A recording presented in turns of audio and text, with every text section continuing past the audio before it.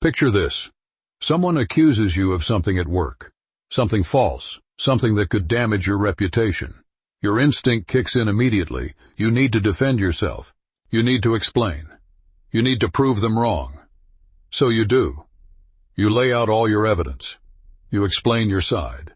You justify your actions. You present your case clearly and logically. And somehow, it makes things worse. The more you defend yourself, the guiltier you seem. The more you explain, the weaker you appear. The accusation that should have been dismissed is now a full-blown conversation, and you're losing ground with every word. What just happened? You fell into what Machiavelli would call the defense trap. And it's one of the most subtle but devastating mistakes people make when it comes to power dynamics. See, Machiavelli understood something that sounds completely backwards. The moment you start defending yourself, you've already lost. Today we're breaking down why defending yourself actually weakens your position, the psychology behind this counterintuitive principle, and most importantly, what to do instead to instantly flip the power dynamic back in your favor. This is one of those things that once you see it, you can't unsee it, and it'll change how you handle conflict forever. Let's dive in. When you defend yourself, you're signaling that the other person has power over you, even if they don't, even if the accusation is completely baseless. You voluntarily step down from your position. Here's what Machiavelli understood that most people don't. When you defend yourself, you accept the premise of the accusation. Think about it. The moment you start explaining yourself, you're implicitly agreeing that the accusation deserves a response. Your accuser has the authority to question you. You need their approval or validation. The burden of proof is on you. You've just handed them the power. Let me give you a real example. Someone at work says, "I noticed you left early yesterday. Are you not committed to this project?" Defensive response. No, I left early because I had a doctor's appointment that I scheduled 3 weeks ago, and I actually stayed late the day before to make up for it, and I've been working really hard on this project. You can ask anyone. What just happened? You justified yourself to someone who has no authority to question you in the first place. You accepted their frame. You gave them power over you. Non-defensive response. I manage my time appropriately. Or simply, okay. And then you move on with your day. See the difference? In the first response, you're scrambling. You're explaining. You're seeking approval. You look weak. In the second response, you're unmoved. You don't engage with the premise. You maintain your power. And when you defend yourself, you're accepting your accuser's frame. And he noticed something fascinating. The princes who survived and thrived weren't the ones who defended themselves the most eloquently. They were the ones who refused to engage with accusations at all. When a prince defended himself, it signaled weakness. It showed that he cared what people thought. It demonstrated that he felt vulnerable to public opinion. But when a prince simply acted as if the accusation didn't exist, or responded with such minimal acknowledgement that it wasn't worth anyone's time, the accusation lost power. Machiavelli wrote about how perception shapes reality and power dynamics. If you act like you're above reproach, people will treat you as if you are. If you act like you need to defend yourself, people will assume there must be something to defend against. Think about it. When someone is truly innocent and truly powerful, they don't scramble to prove it. They just are. Okay, so why does this work psychologically? What's actually happening in people's brains when you defend yourself versus when you don't? There are a few psychological principles at play here. 1. The presupposition effect. When you respond to an accusation, you're unconsciously validating it. You're treating it as if it's a legitimate question that deserves an answer. Psychologically, observers pick up on this. Even if they don't consciously realize it, they think, well, if this person is taking the time to defend themselves, maybe there's something to it. It's the same reason, when did you stop beating your wife, is such an insidious question. Any direct answer accepts the premise that you were beating your wife at some point. 2. Cognitive load and guilt association. Defensive explanations are usually long, detailed, and complicated. All that explaining creates cognitive load for the listener. And here's the thing. Cognitive load is mentally associated with deception. Why? Because lies are usually more complex than truths. When someone is lying, they often over-explain, add unnecessary details, and elaborate excessively to seem convincing. So when you defend yourself with a long explanation, even if every word is true, your brain is mimicking the pattern of deception. People unconsciously associate your behavior with lying. Meanwhile, simple, confident statements, "That's not accurate," or "I don't owe you an explanation," signal truth because they're uncomplicated. 3. Status and authority signals. In primate hierarchies, and humans are primates, whether we like it or not, higher status individuals don't explain themselves to lower status individuals. When you defend yourself, you're signaling lower status. You're demonstrating that this person's opinion matters to you, that their accusation has weight, that you need their approval. Higher status individuals simply state reality and move on. They don't need consensus. They don't need approval. This is why when a boss makes a decision, they might explain the reasoning if they want to, but they don't defend it like their job depends on convincing you.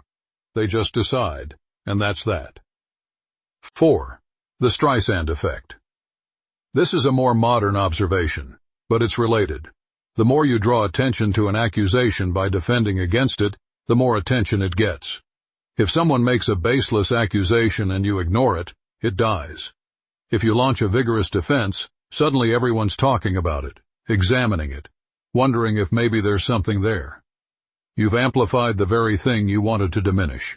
The key in all of these: you never accept the premise that you owe them an explanation. You might choose to provide clarity on your own terms, but it's a choice, not a response to their demand. Strategy number 1. Ignore it completely. For most accusations, especially petty or obviously false ones, the best response is no response. Silence is powerful. It communicates, "This is so beneath me that it doesn't warrant my attention." When someone says something designed to provoke you and you just don't react, that's devastating to them. They wanted engagement, power, a reaction. You gave them nothing. Strategy number 2. Brief dismissal. Sometimes you can't completely ignore something, especially in a professional setting. In those cases, a brief, emotionless dismissal works wonders. That's not accurate. I don't agree with that characterization.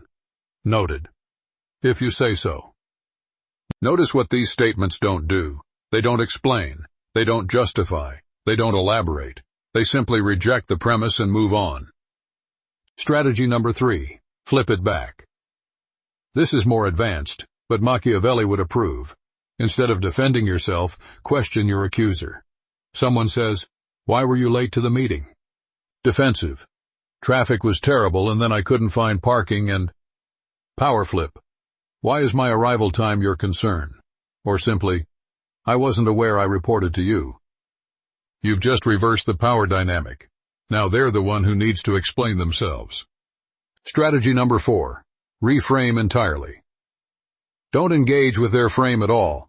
Change the subject to what actually matters. You don't seem committed to this project. The principle is the same everywhere. The less you defend, the stronger your position. What most people would do: launch into a detailed explanation of exactly what they contributed. Get defensive, maybe even emotional. Try to prove themselves. What Sarah did. She looked at her colleague, paused, and said calmly, "That's an interesting perspective. Boss, shall we continue with the agenda?" Then she moved on as if nothing happened. Result? The boss later asked the accuser to justify their claim. The accuser couldn't. Sarah never had to defend herself because she refused to accept that she needed to. Example 2. The CEO under fire. A tech CEO was accused in the media of having a toxic management style. Instead of issuing lengthy statements defending himself, explaining his leadership philosophy, or trying to convince everyone he was actually nice, he said, "We're focused on building great products and serving our customers. That's what matters." Then he went back to work. The story died in a week because he gave it no oxygen. Meanwhile, CEOs who issued multi-page defenses kept their scandals alive for months. Example 3. The false friend accusation. Marcus's friend accused him of not caring about their friendship because Marcus had been busy and hadn't reached out much lately. Defensive response. No, I do care. I've just been so swamped with work and my mom's been sick and I've been meaning to call and you know I value our friendship. The goal is to stop reflexively defending yourself to people who have no right to demand it, and to recognize when engaging with an accusation actually weakens you. Be powerful, but don't be a sociopath. There's a difference. When this is ethical, when you're facing false accusations and defending yourself would only validate baseless claims. When someone is trying to manipulate you into justifying yourself to them when they have no authority over you. When over-explaining would actually make you look worse or create more problems. When maintaining boundaries requires you to not engage with others' unreasonable demands. When this crosses the line, when you actually did something wrong and owe people an explanation. When transparency would genuinely help resolve a misunderstanding.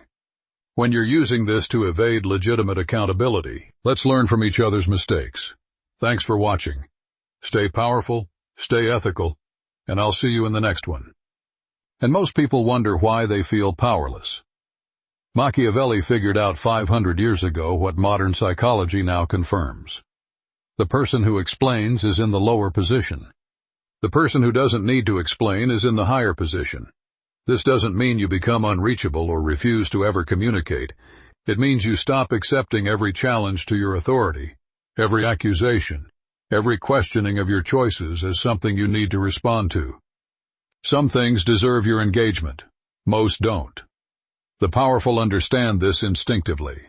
They pick their battles. They ignore most attacks. They refuse to defend themselves unless it strategically serves them to do so. And when they do address something, it's brief, it's on their terms, and it's the last word on the subject. You can do the same. Next time someone questions you, accuses you, or tries to make you justify yourself, pause. Ask yourself, do I actually owe this person an explanation? Will defending myself make me stronger or weaker?